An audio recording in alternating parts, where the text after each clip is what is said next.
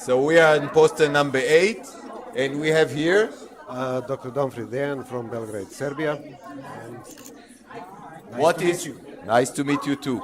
So I see your poster is combined from around 6 words and 60 pictures. Yes. What is the message that you wanted to transfer in your poster?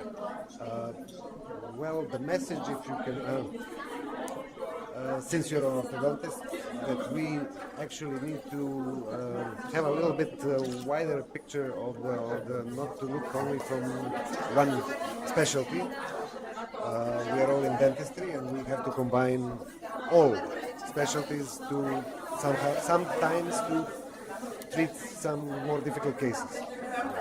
And I'm a surgeon in this case, so it's not very easy to me to have a chairperson in the ortho and such a known name as yours. But I will try to also tell you about the ortho part of the treatment if I can. What I want you to concentrate, if I may, because as you said, I'm orthodontist. When do you choose in an open procedure, and when do you choose in a closed procedure? You know, an open exposure or a closed exposure? Because in this case, you made an open exposure and left a tract. In some cases, I guess you do an exposure and you close everything and leave. It's very difficult to do a closed exposure with the palatally impacted canines because of the thickness of the tissue and the localization and so on. But whenever we have a canine that is in a vestibular, we try to do a closed procedure because that way we have a much better movement of the tooth, and also we have a much better result aesthetically at the end because of the periodontal tissues. So that's the main idea when you start the treatment. But in this case, this is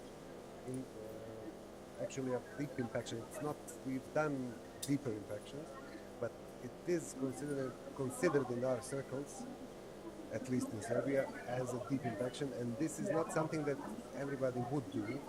And this, especially since there was let's say a cystic lesion around the cusp or the crown of the canine. But even these cases can be treated successfully if you have a good treatment plan. In this case, because of a deep impaction, we tried something. That's the specialty of this case. The traction was not applied immediately. We had one period of two months where we let it auto-erupt. Because of the RPA and everything, because of the surgical damage, we have a little bit of activation of the tissues. So if there is any eruption potential left, and we don't have some let's say disturbance in the path, and in this case we didn't have because it was away from the incisors root tips, then it might erupt. In some cases it doesn't. It's not that this is a case report. We don't have enough cases to state that this is something that should be done on a daily basis. I can tell you I'm doing it on regular basis, and it works in 95. Yes, in 95%. And I'm very glad because my clinic has 2 orthodontists, and they are always reluctant. I know. Most of the orthodontists are still reluctant, but I advise them to see Vince Kokic lectures about open exposure, and he recommends to do it with auto eruption. Okay. Actually, Kokic was actually in Belgrade. Because and then you started to do it this way. He, and also there is a Chen from United States, yeah. And so on. So those were the idea models for these cases. Okay, so good luck. And